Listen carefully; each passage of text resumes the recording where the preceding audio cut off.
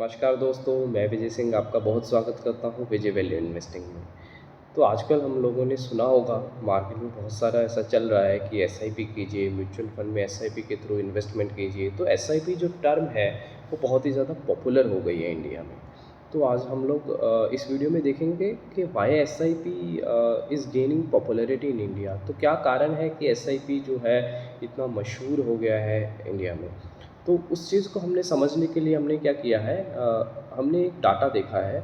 हमने ये डाटा देखा है कि अप्रैल 2023 से लेकर अभी तक जनवरी 2024 तक हर महीने म्यूचुअल फंड में जो इन्वेस्टमेंट हुई है एसआईपी के थ्रू, जो कि सिस्टमेटिक इन्वेस्टमेंट प्लान के थ्रू जो म्यूचुअल फंड्स में इन्वेस्टमेंट हुई है वो कितनी हो रखी है।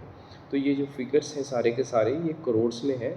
तो अगर हम यहाँ पे देखेंगे कि अप्रैल 2023 में जो टोटल इन्वेस्टमेंट हुई है म्यूचुअल फंड में एसआईपी के थ्रू वो आंकड़ा था 13,728 करोड़ रुपीस, है ना।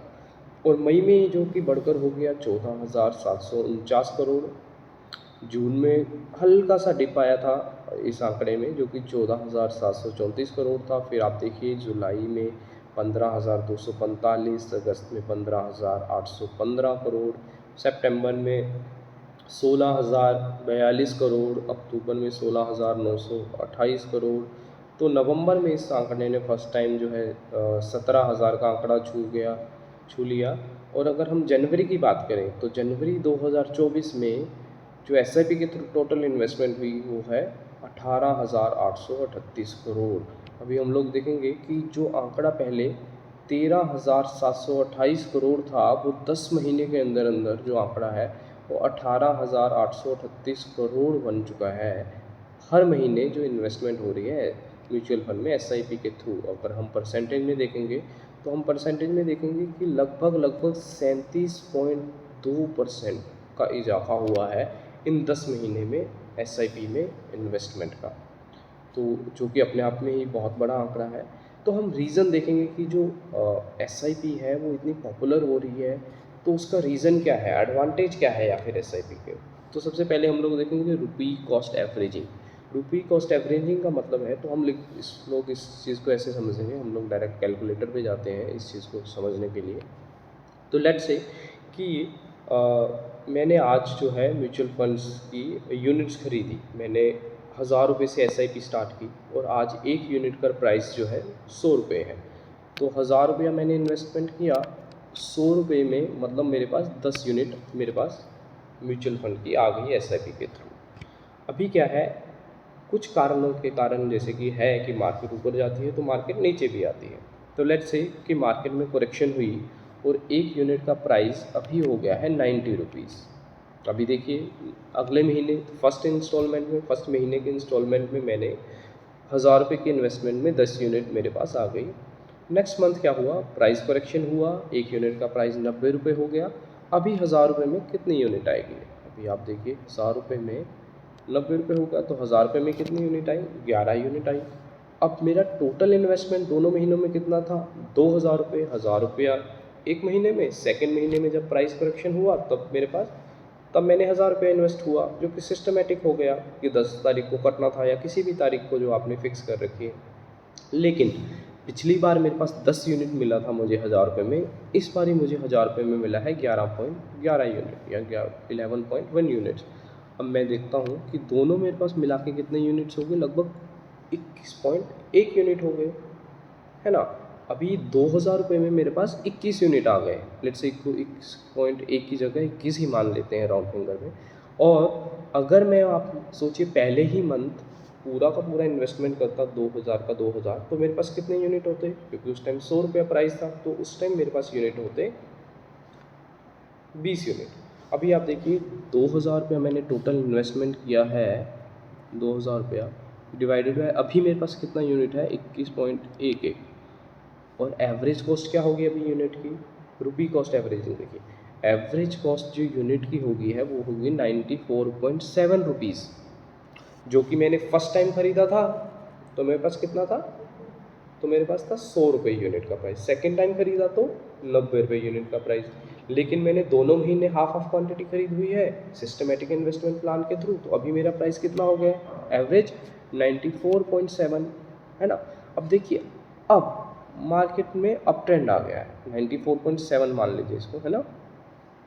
अब क्या हुआ है, मार्केट में अप ट्रेंड आ गया है। अप ट्रेंड आ गया मतलब मार्केट अब दोबारा ऊपर जाना शुरू हो गई है। अब मेरे पास यूनिट का प्राइस कितना है, अब पहले मैंने यूनिट खरीदी थी 100 रुपये में, अभी लेकिन मेरे पास एवरेज होकर यूनिट का प्राइस कितना आ गया, 94.7 हो गया मेरा प्राइस। अभी देखिए, और अभी मेरे पास यूनिट कितना है, 21.1। अभी देखिए कि प्राइस वही है, प्राइस पहले 100 था, फिर मैंने 90 पे ख़रीदा, एवरेज हो गया, लेकिन जब मेरा प्राइस 100 रुपये के पास पहुंचेगा उस टाइम भी मुझे प्रॉफिट हो जाएगा। अब देखिए, अगर मैंने 100 रुपये पे ही 2 का 2,000 रुपया, जब 100 रुपये यूनिट प्राइस था उसी टाइम 2 का 2,000 रुपया मैंने इन्वेस्ट कर दिया होता, तो 100 रुपये पहुँचने पर मुझे कितना फ़ायदा होता, 0 रुपीज़। क्यों? क्योंकि मैंने 100 रुपये पे ही पूरी की पूरी यूनिट्स खरीदी थी। लेकिन अभी क्या हुआ, अभी 100 रुपये जब दोबारा प्राइस पहुंचा, मार्केट जब करेक्ट हो रही है, उस टाइम मुझे प्रॉफिट कितना हो रहा है, 111 रुपये।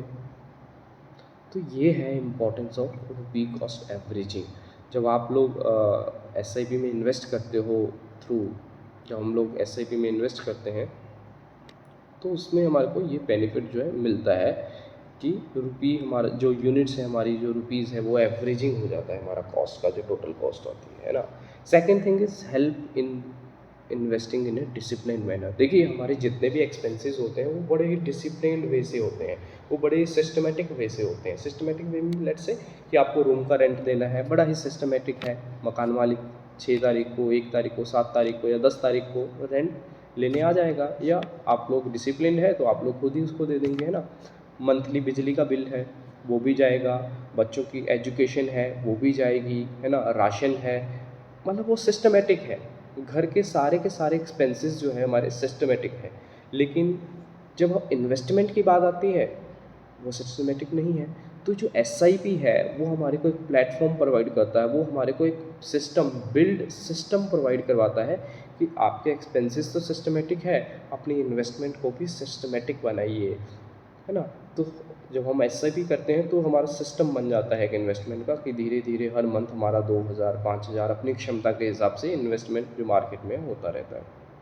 थर्ड थिंग है, no need to worry about the market volatility. देखिए, हमने पिछले एग्जांपल में भी देखा रुपी कॉस्ट एवरेजिंग में, तो जब आप लोग शेयर मार्केट में डायरेक्ट इन्वेस्ट करते हैं, लेट्स से मैं डायरेक्ट, मेरे पास पैसा है, मैं डायरेक्ट इन्वेस्ट कर रहा हूँ मार्केट में, तो मैं सोचता हूँ कि अभी मार्केट ऊपर है, अभी मार्केट नीचे है, या जैसे मैं लमसम भी इन्वेस्ट करता हूँ तब भी मैं सोचता हूँ कि यार मार्केट अभी ऊपर है काफ़ी, तो एक बार करेक्शन आएगी तब इन्वेस्ट करता हूँ। लेकिन आप, you are not supposed to worry, you are not need to worry when you are doing investment through a market, through a SIP route, है ना। तो उसमें मार्केट के उतार चढ़ाव में आपको चिंता करने की ज़रूरत नहीं है। So as per my understanding, these three are the most, or these three are the reasons why SIP is gaining popularity। And अभी क्या है कि SIP पॉपुलैरिटी के साथ साथ जो है म्यूचुअल फंड्स की रिटर्न भी है जो SIP की पॉपुलैरिटी है, क्योंकि रिसेंटली में क्या है, बहुत सारे म्यूचुअल फंड्स ऐसे हैं जिन्होंने काफ़ी अच्छी रिटर्न दिए हैं, जिन्होंने जो है बीट किया है जो अपने इंडेक्सेस हैं या बेंचमार्क जितने भी इंडेक्सेस हैं।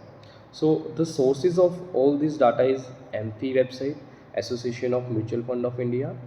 सो if you want to know more about mutual funds के हमको कौन सी स्कीम्स जो है सिलेक्ट करनी चाहिए, देखिए SIP के थ्रू इन्वेस्टमेंट तो बढ़ी जा रही है, लेकिन इसके साथ साथ फंड सिलेक्शन भी इम्पोर्टेंट है। If you want to know more about कि हमको किस फंड्स में सेलेक्ट करना है या कौन सा फंड हमें SIP के लिए सेलेक्ट करना चाहिए, है ना, so you are most welcome, you can contact me. Thanks for watching this video.